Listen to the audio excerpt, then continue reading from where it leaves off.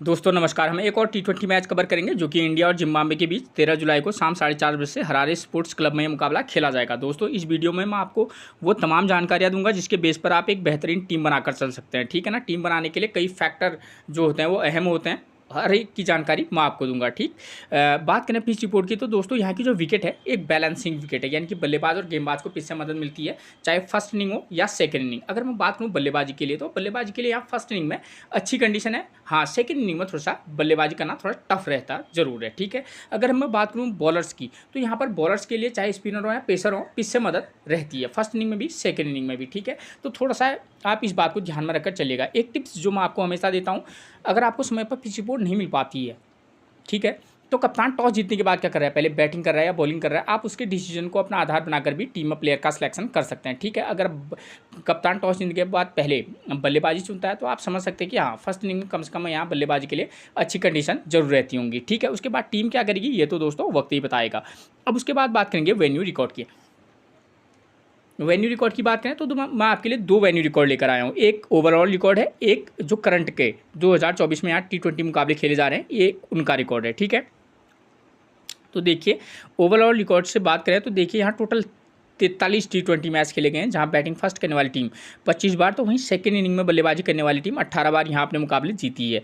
अगर 43 में से 25 बार बैटिंग फर्स्ट करने वाली टीम जीत रही है तो हम ये कह सकते हैं कि जो टीम बल्लेबाजी फर्स्ट में इनिंग में बल्लेबाजी करेगी उसके जीतने के चांसेस थोड़ा सा हाई रहेंगे। लेकिन हाँ, हमको ये भी अगर रिकॉर्ड एनालाइज करना है तो हमको ये भी देखना पड़ता है कि भाई सेकंड इनिंग में जो टीम बल्लेबाजी कर रही है वो कितने बार मुकाबले जीती है, 18 बार, तो ये एक अच्छा खासा नंबर है। तो थोड़ा सा इस बात को भी आप ध्यान में रखकर चलिएगा। ठीक है। ये फैक्टर तो रहता ही, लेकिन हम इसके अतिरिक्त भी हमारे पास कई फैक्टर रहते हैं कि भाई दोनों टीमें कौन कौन सी खेल रही हैं। ठीक है ना। और उनके प्लेयर किस फॉर्म में, इस ग्राउंड पर जो मैचेस खेले जा रहे हैं वो किस प्रकार के हो रहे हैं। ठीक है। अगर जैसे इंडिया और जिम्बाब्वे के बीच मुकाबला हो रहा है, अगर इंडिया बैटिंग फर्स्ट करेगी तो इस बात के चांसेस काफ़ी हाई रहते हैं कि हाँ इंडिया बड़ा स्कोर करेगी। लेकिन अगर जिम्बाब्वे अगर बैटिंग फर्स्ट करे तो वो कितना स्कोर बना सकती है, क्यों? क्योंकि आपको ये भी सोचना होगा कि हाँ यहाँ पर बल्लेबाजी के लिए फर्स्ट इनिंग में अच्छी कंडीशन है, तो अगर जिम्बाब्वे बैटिंग फर्स्ट करेगी तो हो सकता है वो भी 160, 170 या 155 इस तरीके का टोटल बना सकती है। तो इन चीज़ों को भी आपको ध्यान में रखना पड़ेगा। ठीक है ना। पिछले ही मैच में लगभग 160 रन के समथिंग जिम्बाब्वे ने भी सेकेंड इनिंग में बल्लेबाजी स्कोर कर दिया था। तो अगर वो फर्स्ट इनिंग में बल्लेबाजी करेगी तो मे भी हो सकता है कि एक ठीक ठाक स्कोर वो भी बना दे। तो आपको अलग अलग कंडीशन के बेस पर सोचना होगा कि हाँ ये मुकाबला किस प्रकार का हो सकता है, अगर ऐसा होगा तो मैं किस प्रकार की टीम बनाकर चल सकता हूँ। ठीक है ना। तो क्योंकि ग्रैंड लीग जो जीते हैं वो कई समीकरणों को एक साथ लेकर चलते हैं कि हाँ अगर ऐसा हो गया तो इन चीज़ों को भी आपको ध्यान में रखकर चलना पड़ता है। ठीक है ना दोस्तों। अब देखिए यहाँ एवरेज स्कोर कितना है, 156 का। अगर 156 रन अगर एवरेज स्कोर है तो इसका मतलब है बल्लेबाजी के लिए ठीक ठाक कंडीशन निश्चित तौर पर रहती होंगी। ठीक हो गया। इससे ज़्यादा जो अहम रिकॉर्ड है वो आपके लिए है ये वाला रिकॉर्ड जो है 2024 का रिकॉर्ड। ठीक है। जो इंडिया और जिम्बाब्वे के बीच जो मुकाबले खेले जा रहे हैं ये उनका रिकॉर्ड है। तो टोटल इंडिया और जिम्बाब्वे के बीच अब तक यहाँ इस ग्राउंड पर 3 टी20 मुकाबले खेले गए हैं इस साल, जहाँ बैटिंग फर्स्ट करने वाली टीम ने ही अपने सारे के सारे मुकाबले जीते हैं, यानी कि जो टीम बैटिंग फर्स्ट करी है उसकी जीतने के चांसेस 100% हैं। ठीक है ना। तो इस रिकॉर्ड से तो क्लियर है कम से कम कि जो टीम बैटिंग फर्स्ट करेगी, ठीक है, वो उसके जीतने के चांस काफ़ी हाई रहेंगे, चाहे वो जिम्बाब्वे हो या इंडिया हो। अगर इंडिया खेलेगी तो वो बड़ा टोटल बनाएगी तो चेस करना जिम्बाब्वे के लिए थोड़ा सा मुश्किल भरा हो सकता है। ठीक है। ठीक। तो इस बात को ध्यान में रखकर चलेगा। हाँ जिम्बाब्वे अगर बैटिंग फर्स्ट करेगी तो वो भी अगर बल्लेबाजी के लिए अच्छी कंडीशन है तो निश्चित तौर पर वो भी एक ठीक ठाक स्कोर बना सकती है। लेकिन वहाँ पर इंडिया के जो बल्लेबाज हैं वो अच्छी फॉर्म में भी हैं। ठीक है। अगर सेकंड में इंडिया बल्लेबाजी करेगी तो निश्चित तौर पर इंडिया के प्लेयर्स को भी दिक्कत हो सकती है। हाँ हो सकता है कि मैच वो हार जाए और हो सकता है कि चेज कर ले। ठीक। और एवरेज स्कोर 155 है, यानी कि बल्लेबाजी के लिए अच्छी कंडीशन रहती हैं। ठीक है। उसके बाद इन 3 मैचों की बात करें तो इन 3 मैचेस में टोटल अभी तक 41 विकेट गिरे हैं। ठीक हो गया। ठीक। 3 मैचेस में टोटल 41 विकेट गिरे हैं, जहां फर्स्ट इनिंग में 15 विकेट तो वहीं सेकंड इनिंग में 26 विकेट गिरे हैं। इस रिकॉर्ड से भी क्लियर है कि हाँ यहाँ पर फर्स्ट इनिंग में 15 विकेट गिरे हैं, यानी कि बल्लेबाजी के लिए ठीक कंडीशन है। सेकंड इनिंग में 26 विकेट गिरे हैं, तो कहीं ना कहीं दिक्कत सेकंड इनिंग में होती है। अब बात करेंगे इन 41 मुकाबलों में। देखिए 41 विकेट में फर्स्ट इनिंग में पेसर ने लिए हैं 5 विकेट, तो स्पिनर को महज कितने विकेट मिले हैं, 9 विकेट। सेकेंड इनिंग में पेसर ने लिए हैं 14 विकेट और स्पिनर को मिले हैं 11 विकेट। ठीक है। तो देखिए हम क्या कर सकते हैं कि अगर हम टीम बनाएंगे तो हम क्या करेंगे कि हम कंडीशन के बेस पर कि भाई कौन सी टीम फर्स्ट इनिंग में बल्लेबाजी कर रही है। अगर जिम्बाब्वे खेलेगी तो थोड़ा सा ये हो सकता है कि यहाँ पर उनके एक आध विकेट ज़्यादा गिर जाएँ, ठीक है ना। तो अगर इंडिया खेलेगी तो उस समय आपको बॉलर्स का कॉम्बिनेशन भी थोड़ा सा ध्यानपूर्वक करना होगा, ठीक है, चुनाव, ठीक है। तो देखिए जो टीम बॉलिंग फर्स्ट कराएगी हम क्या कर सकते हैं, उसके स्पिनर के बजाय पेसर, पेसर के बजाय स्पिनर पर फोकस करके चल सकते हैं, ठीक है। आप ऑलराउंडर स्पिनर प्लस एक रेगुलर मेन स्पिनर के भी साथ जा सकते हैं, प्लस एक और जो पेसर बॉलर हो उसका भी कॉम्बिनेशन बनाकर चल सकते हैं। और जो टीम बॉलिंग सेकंड कराएगी उसके पेसर और स्पिनर दोनों का कॉम्बिनेशन बनाकर चलेंगे, ठीक है ना। तो इस बात को ध्यान में रखिएगा, क्योंकि यहाँ सेकंड इनिंग में पेसर भी विकेट ले रहे हैं तो साथ में स्पिनर भी विकेट ले रहे हैं, ठीक है। स्पिनर में भी खासतौर पर रेगुलर जो स्पिनर होगा उस पर फोकस करके चल सकते हैं। अब बात आती है प्लेयर्स फॉर्म की। दोस्तों उससे पहले अगर आपने मेरे चैनल को अब तक सब्सक्राइब नहीं किया है तो प्लीज़ सबसे पहले चैनल को सब्सक्राइब कर दीजिएगा, एक लाइक और अपने व्हाट्सएप ग्रुप पर शेयर जरूर कर दीजिएगा, ठीक है। प्लेयर्स फॉर्म से मैंने उन प्लेयर को लिया है जिसकी फॉर्म कम से कम करंट में ठीक है, ठीक है। और चाहे वो जिम्बाब्वे हो या इंडिया की सबसे की तरफ से बात करें तो यशस्वी जायसवाल का फॉर्म ठीक है, शुभमन गिल अच्छी ठीक ठाक फॉर्म में, ऋतुराज गायकवाड़ अच्छी फॉर्म में, रवि बिश्नोई, आवेश खान और मुकेश कुमार अगर खेलेंगे तो मुकेश कुमार पर आप फोकस करके चल सकते हैं, ठीक है। इस मुकाबले में हो सकता है कि कुछ प्लेयर आपको चेंज होते हुए दिखें, ठीक है ना, क्योंकि काफ़ी लंबा चौड़ा स्क्वाड है इंडिया का भी। तो इस वाले मुकाबले में आपको टीम में थोड़ा बदलाव देखने को मिल सकते हैं, जिसकी जानकारी मैं आपको अपने टेलीग्राम चैनल पर दे दूंगा, ठीक है ना। उसके बाद जिम्बाब्वे की बात करें तो ब्रायन ब्रेनेट अच्छी फॉर्म है, वेस्ले मदबीरे ठीक ठाक टच में है। टच प्लेयर का ही मतलब ये है कि हाँ भाई ठीक टच में है, मतलब ठीक ठाक स्कोर कर रहे हैं, किसी मैच में फ्लॉप भी हो सकते हैं और किसी मैच में फायर भी कर सकते हैं। उसके बाद सिकंदर रजा भी एक ठीक ठाक टच में है, ठीक है ना, क्योंकि ये ऑलराउंडर प्लेयर है तो थोड़ा सा फोकस रहता है। तो इस प्लेयर को आप पिक भी करना किसी मैच में ड्रॉप भी करना, ठीक फॉर्म में, ऐसी बात नहीं है। ब्लेसिंग मुजरबानी अच्छी फॉर्म में, डियोन मायर्स इस प्लेयर पर मैंने आपको पिछले मैच में भी बताया था कि आप इस प्लेयर पर फोकस करके चलना और ने शानदार स्कोर किया था, ठीक है ना। तो ये चीज़ें रहती हैं, ठीक है। उसके बाद बात करेंगे स्कोरिंग पैटर्न की। तो इस ग्राउंड पर 150 से कम का स्कोर 3 बार, 152 169 8 टाइम, 172 189 8 बार और 190 प्लस का स्कोर बनाया 6 बार। तो दोस्तों अगर टोटली बात करें तो इंडिया बैटिंग फर्स्ट करेगी तो टोटल हाई बनाएगी, ठीक है। अगर जिम्बाब्वे भी खेलेगी तो क्योंकि फर्स्ट इनिंग में जो है बल्लेबाजी के लिए अच्छी कंडीशन है तो निश्चित तौर पर वो भी 160 के समथिंग का स्कोर टारगेट बना सकती है। ये तो डिपेंड करेगा कि भाई इस ग्राउंड पर आपको वैसे भी यहाँ पर देखने को मिला होगा, एक मैच में यहाँ हाई स्कोर भी बना था, एक मैच में लो स्कोर भी बना था। तो लो स्कोरिंग मुकाबला भी इस ग्राउंड पर होता है, ये इस रिकॉर्ड से क्लियर है। तो आपको कई फैक्टर को ध्यान में रखकर चलना होगा। अगर आप 4-5 टीमें बना रहे हैं तो एक का टीम तो आप ये मान के चल सकते हैं कि हाँ अगर थोड़ा बहुत लो स्कोरिंग मुकाबला होगा तो उस समय मैं किस प्रकार की टीम बना के चल सकता हूँ, जिसकी जानकारी अभी मैं वेन्यू मैच समझाऊंगा तो वहाँ पर मैं आपको दे दूंगा। अब बात करेंगे वेन्यू मैचेस की। देखिए ये वेन्यू मैचेज में आपको किन किन बातों पर ध्यान देना है, स्कोर कितना बन रहा है, विकेट कितने गिर रहे हैं, फर्स्ट इनिंग में हो या सेकंड इनिंग में, ठीक है। विकेट कितने गिर रहे हैं अगर इस बात पर आप ध्यान देंगे तो आपको ये पता चल जाएगा कि भाई मेरे को फर्स्ट इनिंग में या सेकंड इनिंग में बॉलर को किस प्रकार से लेके चलना है, ठीक है। और फर्स्ट इनिंग में जो टीम बल्लेबाजी कर रही है प्लेयर का स्कोर करने वाले बल्लेबाजों का, जिन बल्लेबाजों का स्कोर करने वाले बल्लेबाजों का नंबर क्या है, पावर प्ले में कितने विकेट गिर रहे हैं और बॉलिंग में पेसर कितने विकेट ले रहे हैं और स्पिनर कितने विकेट ले रहे हैं, इन चीज़ों पर आपको फोकस करके चलना होगा, ठीक है ना। और आपको ध्यान देना होगा कि भाई जो वेन्यू मैच अभी अब आप देख रहे हैं उसके बेस पर किस प्रकार का मुकाबला हो सकता है। देखिए जैसे ये वाले मुकाबले की बात करें जो लास्ट में खेला गया था, 182 रन बनाए इंडिया ने, विकेट कितने गिरे हैं, महज 4। जिम्बाब्वे भी 159 पर पहुंच गई थी और विकेट कितने गिरे हैं, 6। तो इस रिकॉर्ड से एक चीज़ क्लियर है जो हमको दिख रहा है कि सेकेंड इनिंग में चेज नहीं हो पाया, ओके हो गया, ठीक। लेकिन एक चीज़ ये भी है कि हाँ सेकेंड इनिंग में अगर बल्लेबाजी अच्छी रही तो 182 का स्कोर भी चेंज हो सकता है, ठीक है। तो यहाँ पर दोनों प्रकार की कंडीशन इस प्रकार से बन सकती है, ठीक है। तो आपको इस तरीके से आप सोच सकते हैं, ठीक है। तो अगर पहले बात करें हम इस वाले मैच की तो देखिए यहाँ पर क्या हो रहा है, 182 रन, विकेट कितने गिरे हैं, 4। इसका मतलब है कि फर्स्ट इनिंग में बल्लेबाजी के लिए ठीक कंडीशन है।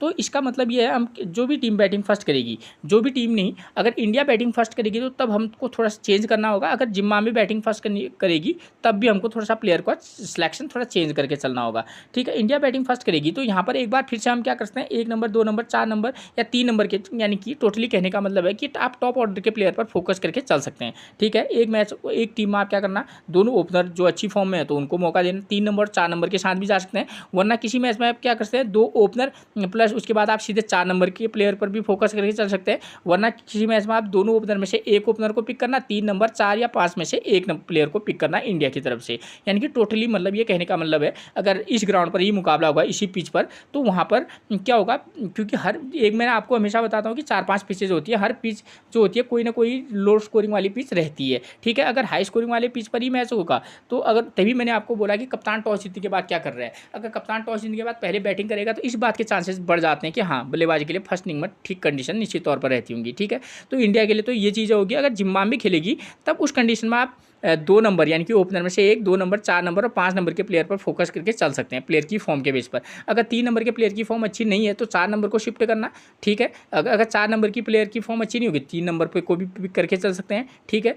तो एक बार फिर से यहाँ पर जो है जिम्बाब्वे के जो खासतौर पर किसी मैच में आप वेजले मधुवीरे के साथ ब्रायन ब्रेनेट, डियोन मायर्स और सिकंदर रजा, इन 4 प्लेयरों पर फोकस करके चल सकते हैं, ठीक है ना। तो और या आप क्या कर सकते हैं, किसी मैच में आप ब्रायन ब्रेनेट और डियोन मायर्स में से किसी एक को ड्रॉप कर सकते हैं, ठीक है, या सिकंदर रजा को ड्रॉप कर सकते हैं। तो अलग अलग कंडीशन में आप फोकस करके जरूर चलिएगा, ठीक है। और फर्स्ट इनिंग बॉलिंग की बात करें तो यहाँ पर पेसर और स्पिनर को 2 विकेट मिल रहे हैं। अगर जिम्बाब्वे खेलेगी तो एक पेसर और एक स्पिनर के साथ आप जा सकते हैं, या एक पेसर लेना है जिम्बाब्वे का प्लस एक ऑलराउंडर स्पिनर, क्योंकि उनकी तरफ से स्पिनरों की कमी है नहीं। सिकंदर रजा, ब्रायन ब्रेनेट और पिछले मैच में वेजले मधुवीरे ने भी गेंदबाजी कराई थी, तो इस प्रकार का एक कॉम्बिनेशन बनाकर चल सकते हैं। हाँ, अगर इंडिया बॉलिंग फर्स्ट करेगी, जिम्बाब्वे अगर बैटिंग फर्स्ट करेगी, तब आप एक पेसर प्लस एक ऑलराउंडर स्पिनर और एक रेगुलर स्पिनर के साथ जा सकते हैं। और किसी मैच में आप चाहें तो 2 पेसर के साथ जा सकते हैं किसी मैच में, वरना सेफ ये रहेगा कि एक पेसर, एक ऑलराउंडर स्पिनर और एक रेगुलर स्पिनर के साथ आप जा सकते हैं, ठीक है। उसके बाद बात करेंगे फर्स्ट इनिंग, क्योंकि यहाँ पर बशर्ते 4 विकेट गिर रहे तो जिम्बाब्वे पर थोड़ा सा इतना रिस्क हो सकता है कि जिम्बाब्वे के कुछ ज़्यादा विकेट गिर जाए, कुछ हो सकता है 4 के बल्ले में 6 गिर जाए, 7 गिर जाए, तो इस को भी आप ध्यान में रखकर चलना सिचुएशन को, ठीक है। और सेकेंड इनिंग में क्या है, यहाँ पर चेज नहीं हो पा रहा है, ठीक है। सेकेंड इनिंग में देखिए पावर प्ले में 3 विकेट गिर रहे हैं, स्कोर करने वाले बल्लेबाज का नंबर है क्या, 4 और 7 नंबर का प्लेयर स्कोर कर रहा है, ठीक है। लेकिन इस रिकॉर्ड यहाँ पर क्लियर है कि यहाँ 160 के समथिंग स्कोर कर रही है। तो किसी मैच में आप क्या करना, अगर इंडिया चेज कर रही होगी तब थोड़ी सी कंडीशन आप चेंज कर लेना, जो टेक्निकली स्ट्रॉन्ग बल्लेबाज हों, जैसे शुभमन गिल, ऋतुराज गायकवाड़, ठीक है, संजू सैमसन, इन प्लेयरों पर फोकस करके चल सकते हैं सेकेंड इनिंग में। क्यों? क्योंकि सेकेंड इनिंग में एक तो पावर प्ले में विकेट गिर रहे हैं फर्स्ट, ठीक है, दूसरा सेकेंड इनिंग में टेक्निकली स्ट्रॉन्ग जो बल्लेबाज होते हैं उन पर फोकस इसलिए किया जाता है कि वो किसी भी परिस्थिति में स्कोर कर सकते हैं, ठीक है। तो इन प्लेयरों पर फोकस करना, और किसी मैच में क्या कर सकते हैं, ओपनर में से एक को पिक कर लेना, उसके बाद 3 नंबर, 4 या 5 में से एक प्लेयर को, या थोड़ा सा पीछे भी जा सकते हैं, ठीक है, 2 नंबर, 4 नंबर, 6 नंबर के प्लेयर को भी इंडिया की साइड से यहाँ आप पिक करके चल सकते हैं, ठीक है। तो थोड़ा सा आपको अलग अलग सिचुएशन सेट करनी होगी, ठीक है। अगर जिम्बाब्वे करेगी तो जिम्बाब्वे के लिए निश्चित तौर पर दिक्कत हो सकती है, आप चाहे तो 3 नंबर, 5 नंबर के प्लेयर पर फोकस करके चल सकते हैं, ठीक हो गया, प्लेयर की फॉर्म के बेस पर, ठीक है। प्लेयर की फॉर्म अच्छी होगी तो आप 4 नंबर जैसे डियोन मार्स 4 नंबर पर खेल लें, इनकी फॉर्म अच्छी है तो आप इनको निश्चित तौर पर पिक करके चलेंगे, ठीक है ना। आप सिकंदर रजा नंबर 5 पर मिलते हैं तो वो भी एक चॉइस बन सकते हैं, और ऊपर से आप चाहे तो वेजले मधुवीरे या ब्रायन ब्रेनेट एक ऑप्शन हो सकते हैं, ठीक है। तो इस तरीके का कॉम्बिनेशन बनाकर चल सकते हैं, ठीक। तो आपको ध्यान में रखकर चलना होगा, ठीक हो गया। और वरना आप सिकंदर रजा प्लस डियोन मायर्स को भी लेकर चल सकते हैं, या ऊपर से ब्रायन ब्रेनेट और डियोन मायर्स को पिक कर सकते हैं, किसी मैच में सिकंदर रजा को ड्रॉप करके भी चल सकते हैं, ठीक है। और सेकंड इनिंग बॉलिंग की बात करें तो पेसर 3 विकेट, स्पिनर 3 विकेट ले रहा है, तो कहीं ना कहीं सेकंड इनिंग में तो है बॉलर विकेट ले रहे हैं, तो एक पेसर, एक ऑलराउंडर स्पिनर या ऑलराउंडर पेसर मिले, ऑलराउंडर स्पिनर को भी और रेगुलर स्पिनर को भी पिक करके चल सकते हैं, खासतौर पे इंडिया की साइड से, ठीक है। और जिम्बाब्वे भी बॉलिंग कराएगी तो एक पेसर, एक ऑलराउंडर स्पिनर, उनकी साइड से 2 ऑलराउंडर स्पिनर हैं ऑलरेडी, ब्रायन ब्रेनेट, ठीक, और साथ में सिकंदर रजा, तो इस तरीके का कॉम्बिनेशन भी बनाकर चल सकते हैं, ठीक है ना। तो इस कंडीशन के बेस पर इस प्रकार का मुकाबला हो सकता है, ठीक है। ये चीज़ आगे अगर चेज नहीं होगा तो चेंज होगा, इंडिया खेलेगी तो इंडिया चेंज कर सकती है, तो वहाँ पर थोड़ा सा समीकरण चेंज हो जाएंगे। ठीक है, इसलिए मैंने आपको बोला कि उन प्लेयरों पर फोकस करके चलना। ठीक है, और आपको लगेगा कि भाई पावर प्ले में 3 विकेट गिर रहे हैं, तो आप इंडिया को, आपको लगेगा कि इंडिया भी चेंज को भी दिक्कत होगी, तो टॉप ऑर्डर के 3 बल्लेबाजों में से एक प्लेयर को लेना, उसके बाद 5 नंबर और 6 या 7 नंबर में से एक को प्लेयर, 6 नंबर के प्लेयर को आप पिक करके चल सकते हैं पीछे से। ठीक है ना, क्योंकि इंडिया की साइड से भी पीछे को आपको रिंकू सिंह, शिवम दुबे, संजू सैमसन मिलेंगे। तो उस कंडीशन में आप जायसवाल, गिल और अभिषेक शर्मा, अगर आपको लगे कि सेकंड इनिंग में इंडिया चेज नहीं कर पाएगी तो जायसवाल, गिल और अभिषेक शर्मा में से केवल एक लेना, फिर संजू सैमसन या शिवम दुबे, इन दोनों प्लेयर पर फोकस करके चल सकते हैं। ठीक है, मेरे को तो लगेगा नंबर 4 पर गायकवाड़ पर फोकस करके जरूर चलना होगा हमको। ठीक है, क्योंकि वो टेक्निकली स्ट्रॉन्ग बल्लेबाज है। तो इस तरीके का कॉम्बिनेशन अलग अलग कंडीशन में देना, और किसी मैच में तो आपको गायकवाड़ को भी ड्रॉप करके चलना ही पड़ेगा। ठीक है ना, तो अगर सेकंड इनिंग में बल्लेबाजी करेगी, आपको लगे कि इंडिया के लिए दिक्कत हो सकती है, उस कंडीशन में अगर लगेगा कि चेज कर लेगी, तो वहाँ पर आप इजीली टॉप ऑर्डर में 2 नंबर, 4 नंबर, 5 या 6 नंबर के प्लेयर को भी पिक करके चल सकते हैं। ठीक है ना, तो इस तरीके का फॉर्म बनाइएगा। ठीक, उसके बाद अब बात आती है कैप्टनसी और वाइस कैप्टनसी की। तो यहाँ पर तो अच्छा ही है विकल्प, बैटिंग फर्स्ट, जो टीम बैटिंग फर्स्ट करेगी उसके जो बॉलर्स हैं उनको भी आप क्या कर, सॉरी बैट्समैन को जो है टॉप ऑर्डर के बल्लेबाजों को आप क्या कर सकते हैं, वाइस कैप्टनसी दे सकते हैं, या सेकेंड इनिंग में से भी आप किसी अगर प्लेयर को चाहेंगे तो वाइस कैप्टनसी दे सकते हैं। वरना एक सेफ विकल्प आपके पास, फर्स्ट इनिंग में जो टीम बल्लेबाजी करेगी, खासतौर पर इंडिया अगर बल्लेबाजी करेगी, तो उनके जो 1 नंबर, 3 नंबर, 4 नंबर के प्लेयर हैं उनमें से आप कैप्टनसी, वाइस कैप्टनसी दे सकते हैं। ठीक है, या आप चाहे तो बॉलर्स को, खासतौर पर यहाँ स्पिनर सेकंड इनिंग में थोड़ा सा विकेट ले रहे हैं, तो स्पिनर्स को भी आप वाइस कैप्टनसी दे सकते हैं। ठीक है, अगर जिम्बाब्वे बैटिंग फर्स्ट करेगी तो वहाँ पर क्या होगा, बल्लेबाजी के लिए अच्छी कंडीशन है, तो ब्रायन ब्रेनेट, सिकंदर रजा, डियॉन मायर्स, ये जो ऐसे प्लेयर है इन पर आप वाइस कैप्टनसी का रिस्क ले सकते हैं। ठीक है ना, क्योंकि सेकंड इनिंग में ये गेंदबाजी भी कराएंगे, तो मे भी चांसेस है कि एक हमारे लिए अच्छे विकल्प बन सकते हैं। और सेकंड इनिंग में इंडिया बैटिंग सेकंड करेगी, तो वहाँ पर आप ऋतुराज गायकवाड़ है, या पीछे से आप वॉशिंगटन सुंदर है, तो उन प्लेयरों पर भी आप वाइस कैप्टनसी का रिस्क ले सकते हैं। ठीक हो गया। अब बात करेंगे दूसरा मुकाबला यहाँ किस प्रकार का हुआ था, लो स्कोरिंग मुकाबला। अगर इस प्रकार का मुकाबला होगा जहाँ पर आपको लगे कि भाई लो स्कोरिंग मुकाबला हो रहा है, 115 रन पर 9 विकेट गिरे हैं, जिम्बाब्वे ने बैटिंग फर्स्ट की, तो इंडिया अगर बैटिंग फर्स्ट की थोड़ी सी दिक्कत होगी, थोड़ा सा उनके प्लेयरों को भी दिक्कत होगी, हमारे इंडिया के प्लेयर को। तो हम क्या करेंगे, वहाँ पर टॉप ऑर्डर, एक बार फिर से कहूँगा, टॉप ऑर्डर में से एक प्लेयर को लेना, उसके बाद 4 नंबर, 6 नंबर के प्लेयर को इंडिया की साइड से भी लेना। अगर जिम्बाब्वे बैटिंग फर्स्ट करेगी तो वहाँ पर इंडिया जो जिम्बाब्वे के प्लेयर है उनको दिक्कत होगी, आप चाहें तो सीधे 4 नंबर, 6 नंबर के प्लेयर को भी पिक करके चल सकते हैं। ठीक है, ये तो आपको टॉस के वक्त ही क्लियर हो जाएगा कि भाई किस प्रकार का होगा। ठीक है, तो इंडिया के प्लेयर को दिक्कत हो सकती है उस वाले मैच में, सॉरी जिम्बाब्वे के प्लेयर को, इंडिया के प्लेयर को भी। तो यहाँ पर पेसर 2 विकेट, स्पिनर 6 विकेट ले रहे हैं, तो क्लियर बात है जो टीम बॉलिंग फर्स्ट करेगी, चाहे वो जिम्बाब्वे करे या इंडिया करे, एक पेसर प्लस 2 स्पिनर के साथ हम निश्चित तौर पर जाएंगे। ठीक है ना, ठीक। और बात करें अगर सेकेंड इनिंग की, तो अब मैंने ये तो बता दिया कि इस प्रकार का बनाएंगे, लेकिन आपको सोचना भी होगा कि हाँ यहाँ पर किसी मैच में हो सकता है 2 पेसर से काम चल जाए। ठीक है, तो इस तरीके का भी आपको सोचना होगा, क्योंकि मुकाबला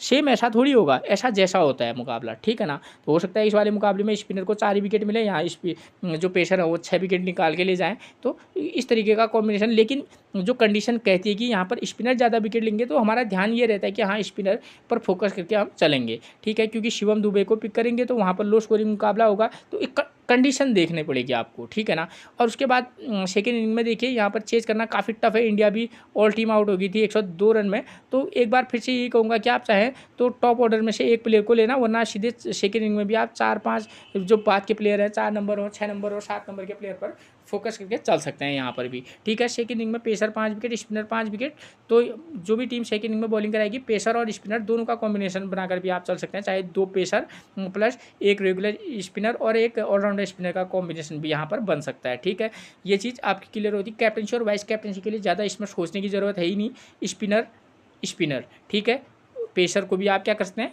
वाइस कैप्टनसी दे सकते हैं, फर्स्ट इनिंग से भी और सेकेंड इनिंग से भी। और दूसरा विकल्प यहाँ पर और भी क्लियर है कि यहाँ पर ऑलराउंडर प्लेयर भी हमारे वाइस कैप्टनसी की चॉइस हो सकते हैं, क्योंकि अधिकतर जो ऑलराउंडर प्लेयर होते हैं वो स्पिनर होते हैं, और स्पिनर को यहाँ बहुत ज़्यादा विकेट मिल रहे हैं, तो वो भी हमारे वाइस कैप्टनसी या कैप्टनसी का विकल्प बन सकते हैं। ठीक है ना, चाहे वो सिकंदर रजा हो, ब्रायन ब्रेनेट हो। ठीक है, इंडिया की तरफ से आप चाहें तो अभिषेक शर्मा हो, लेकिन अभिषेक शर्मा बैट्समैन ज़बरदस्त हैं, गेंदबाज उतने ज़बरदस्त है नहीं। वॉशिंगटन सुंदर हैं, रवि बिश्नोई हैं, ठीक है। तो ये प्लेयर जो है स्पिनर के तौर पर, और ये किसी मैच में शिवम दुबे हैं, तो इन प्लेयरों पर आप फोकस करके चल सकते हैं, खासतौर पर लो स्कोरिंग वाले मुकाबले में, ठीक। अब बात करेंगे प्लेइंग 11 की, तो इंडिया की तरफ से नंबर 1 पर यशस्वी जायसवाल, पिछले मैच में 36, उससे पहले 42, 45, तो ये इनका करंट का फॉर्म है जो कि ठीक ठाक है, ठीक है ना। तो आप बैटिंग कंडीशन के बेस पर, कंडीशन का मतलब है कि आप टीम किस तरीके से बना रहे हैं, ठीक है ना, उसके बेस पर आप इनको पिक और ड्रॉप करना, ठीक है। उसके बाद नंबर 2 पर मिलेंगे शुभमन गिल, टेक्निकली स्ट्रॉन्ग बल्लेबाज हैं, करंट का फॉर्म भी 66, 2, 31, 104, तो मतलब करंट में भी ठीक ठाक फॉर्म में है, ठीक है। वाइस कैप्टनसी की एक चॉइस बन सकते हैं। अभिषेक शर्मा की बात करें, दर्शन 0 विकेट, सौरन 0 विकेट, ये इनका करंट का फॉर्म है। पिछले मैच में भी मैंने आपको क्लियर कर दिया था कि अभिषेक शर्मा को आप पिक भी करना, ड्रॉप भी करना, ठीक है ना। क्योंकि दोस्तों ऐसा रहता है कि प्लेयर जब अगर उस टच में नहीं हो, क्योंकि ये रिकॉर्ड ऐसा ही कर रहा था कि अच्छे टच में नहीं है, तो इन्होंने बशर्ते एक मैच में स्कोर कर दिया है, लेकिन टच में नहीं थे। लेकिन हाँ, इस वाले मैच में भी एक मैं कह रहा हूँ रिस्की कैप्टनसी देना है तो डायरेक्ट इस प्लेयर को कैप्टनसी देना। क्यों? क्योंकि एक तो गेंदबाजी 3 से 4 ओवर कराएंगे, साथ में बल्लेबाजी, थोड़ा रिस्क ये रहेगा कि अगर जल्दी सिमट गए तो दिक्कत हो जाएगी, एंट्री वापस नहीं आएगी टीम की, जिस टीम में ये कैप्टन होंगे। अगर बाय चांस ये चल गए बल्लेबाजी से, और बल्लेबाजी वाली पिच होगी और मतलब इन्होंने स्कोर कर दिया और बल्लेबाज से गेंदबाज से 1 विकेट भी ले लिया, तो इनसे बेहतर आपको कैप्टन कोई नहीं मिलेगा। उसके बाद नंबर 4 पर मिलेंगे ऋतुराज गायकवाड़, टेक्निकली स्ट्रॉन्ग बल्लेबाज है। मैं ज़्यादातर बिलीव टेक्निकली जो स्ट्रॉन्ग बल्लेबाज है उन पर फोकस करके चलता हूँ, तो ऋतुराज गायकवाड़ को मैं अपनी टीम में निश्चित तौर पर रखूँगा, ठीक है। आप चाहे तो किसी में पिक, किसी में ड्रॉप करके चल सकते हैं। संजू सैमसन की बात करें तो देखिए, संजू सैमसन हमारे लिए उस वाले मैच में ज़्यादा महत्वपूर्ण हो जाएंगे जहाँ पर हमको लगे कि यहाँ पर अगर जैसे इंडिया चेज कर रही है, वहाँ पर सेकंड इनिंग में बल्लेबाजी का टफ कंडीशन है, तो संजू सैमसन एक बेहतरीन विकल्प हो सकते हैं, ठीक है। वरना अगर बैटिंग वाली पिच में हो तो एज ए विकेट कीपर ठीक ठाक चॉइस हो सकते हैं। वैसे एज ए बैट्समैन नंबर 5 तक इंडिया बैटिंग फर्स्ट करे, बल्लेबाजी वाली पिच हो तो वहाँ पर थोड़ा सिलेक्शन आप ढंग से करना, मतलब ड्रॉप करके चल सकते हैं, कहने का मतलब ये है। रिंकू सिंह की बात करें तो बल्लेबाजी वाली पिच पर मैं रिंकू सिंह को ड्रॉप करके चलूँगा, ठीक है ना। अगर सेकंड इनिंग में इंडिया चेज कर रही होगी तो शायद मैं इनको पिक करके चलूँ। और शिवम दुबे की बात करें तो लेफ्ट नंबर 7 पर बल्लेबाजी करने आएंगे, बल्लेबाजी वाली पिच पर मैं इनको ड्रॉप करके चलूँगा। हाँ, सेकंड इनिंग में अगर इंडिया चेज करेगी तो शायद मैं किसी मैच में इनको पिक करके चलूँ। वॉशिंगटन सुंदर, इन पर आप फोकस करके चल सकते हैं, ठीक है। कम से कम गेंदबाज से अगर 1 या 2 विकेट ले ले तो ड्रीम टीम में प्लेयर आ सकता है। उसके बाद आता है नंबर 9 पर आवेश खान। और वॉशिंगटन सुंदर की बात बता दें, अगर इंडिया सेकंड इनिंग में चेज कर रही होगी तो वहाँ पर ये वाइस कैप्टनसी का एक बेहतरीन विकल्प बन सकते हैं। पिछले मैच में भी इन्हें काफ़ी शानदार प्रदर्शन किया था वॉशिंगटन सुंदर ने, ठीक है ना। वहाँ पर रवि बिश्नोई को कोई विकेट नहीं मिला था, ठीक। आवेश खान ज़बरदस्त फॉर्म में, वाइस कैप्टनसी अगर रिस्क लेना चाहेंगे तो आवेश खान पर लिया जा सकता है, ठीक है। दोनों इनिंग में हमारे लिए महत्वपूर्ण रहेंगे। Khaleel Ahmed 1 wicket 0 wicket, 1 wicket 2 wicket, 2 wicket 0 wicket. Khaleel Ahmed की बात करें तो देखिए दोस्तों, अगर इस मैच में खेलेंगे तो आप किसी में पिक करना, वरना ड्रॉप करके चल सकता है। रवि बिश्नोई पिछले मैच में 0 विकेट, उससे पहले शानदार इनका प्रदर्शन रहा है, ठीक है। तो बॉलर है, किसी मैच में होता है, किसी मैच में नहीं होता है, लेकिन हाँ कंडीशन के को बेस पर आप इनको पिक करके जरूर चलिएगा, किसी में चाहें तो ड्रॉप करके चल सकते हैं। उसके बाद बात करेंगे जिम्बाब्वे की तरफ से नंबर 1 पर मिलेंगे वेस्ले मधवीरे, ठीक है। पिछले मैच में 1 run 0 wicket, 43 run 21 run, 4 run 2 wicket, 14 run और 9 रन, ये इनका फॉर्म रहा है, ठीक है। तो ये इनका फॉर्म रहा है, तो थोड़ा सा आप इनका सिलेक्शन थोड़ा सा ध्यानपूर्वक कीजिएगा, ठीक हो गया, ठीक। उसके बाद टी थ्रुमानी की बात करें तो 13 रन 1 रन 14 रन 31 रन और 2 रन, ये इनका फॉर्म है। लेकिन एक बात क्लियर कर दूँ, त्रिमानी जो है ये कभी कभी एक ठीक ठाक हिटिंग कर लेते हैं, ठीक है। मधुवीरे हो या ये हो, अगर बैटिंग वाली पिच हो, अगर ये जिम्बाब्वे बैटिंग फर्स्ट करेगी तो उस कंडीशन में अगर रिस्क लेंगे तो इन दोनों में से एक को पिक करके चलना, ठीक है, वरना ड्रॉप करके चल सकते हैं, ठीक है। नंबर 3 पर ब्रायन ब्रेनेट, बैटिंग वाली पिच पर अगर ये फर्स्ट टीम में क्या करेंगे, बल्लेबाजी करेंगे, तो मैं अपनी टीम में किसी मैच में इनको वाइस कैप्टनसी या कैप्टनसी इनके हाथ में दे सकता हूँ, ठीक है। रिस्क लेना है तो इस प्लेयर पर मैं रिस्क थोड़ा बहुत ले सकता हूँ, ठीक है। और एक अच्छी पिक बन सकते हैं खासतौर पर बैटिंग फर्स्ट करने में। डियोन मायर्स की बात करें तो 65, 0 रन 0 विकेट, 23 रन 20 रन, तो ये एक ग्रेट टच में है, ठीक है। फ्लॉप हो जाए बशर्ते इस वाले मैच में, लेकिन हाँ एक का टीम आप ट्राई करके करना चाहें तो कर सकते हैं इस प्लेयर पर। सिकंदर रजा, ठीक है, 15 रन 2 विकेट, 4 रन 0 विकेट, तो बॉलर बॉलिंग हो या बैटिंग हो, सिकंदर रजा कहीं ना कहीं से ड्रीम टीम में तो कम से कम आपको प्लेयर दिखी, अधिकतर मैचेस में 10 में से 7 मैचेस में प्लेयर ड्रीम टीम में आपको दिखेगा, ठीक है। बॉलिंग फर्स्ट करेंगे, ठीक, अगर ये बैटिंग फर्स्ट करेंगे तो मैं इन पर वाइस कैप्टनसी का रिस्क ले सकता हूँ, ठीक है। उसके बाद जॉन कैपेबल को मैं ड्रॉप करके चलूँगा। और यहाँ पर आती है बात विकेट कीपर की, तो विकेट कीपर सेक्शन से मैं इस प्लेयर के साथ किसी एक मैच में निश्चित तौर पर जाऊंगा जिम्बाब्वे के विकेट कीपर को लेकर, वेलिंगटन मस्कटजा। तो दोस्तों इनका ये कभी 2 ओवर कराते हैं, कभी 4 ओवर कराते हैं, कभी 3 ओवर कराते हैं, तो कंडीशन के बेस पर ही आप इनका सिलेक्शन करना वरना ड्रॉप करके चल सकते हैं। नंबर 9 पर मिलेंगे ब्लेसिंग मजरबानी, ज़बरदस्त फॉर्म में है, ठीक है। T20 में मैंने हर मैच में आज तक इनको रखा है, तो इस वाले मैच में भी मैं मैक्सिमम टीमों में इनको लेकर चलूँगा। तंदई चितारा की बात करें तो इस वाले मैच पर थोड़ा सा इस बॉलर पर फोकस करके चल लेना, ठीक है, क्योंकि ये 2-3 मैचेस के बाद ही एक आध विकेट लेते हैं, तो शायद वो 2-3 मैच हो चुके हैं, तो शायद ये आज के मैच में 1 या 2 विकेट ले सकते हैं, ठीक है। उसके बाद नंबर 11 पर मिलेंगे आपको कौन, रिचर्ड नगारवा। देखिए दोस्तों बॉलर अच्छे हैं, तो किसी मैच में पिक करना, किसी मैच में ड्रॉप करके चल सकते हैं, ठीक है। तो मैंने आपको इस मैच से रिलेटेड वो तमाम जानकारी दे दी है जिसके बेस पर आप एक बेहतरीन टीम बनाकर चल सकते हैं। फिर मिलेंगे हम आपसे एक और प्रेडिक्शन के साथ, तब तक के लिए आप सभी को मेरा प्रणाम दोस्तों।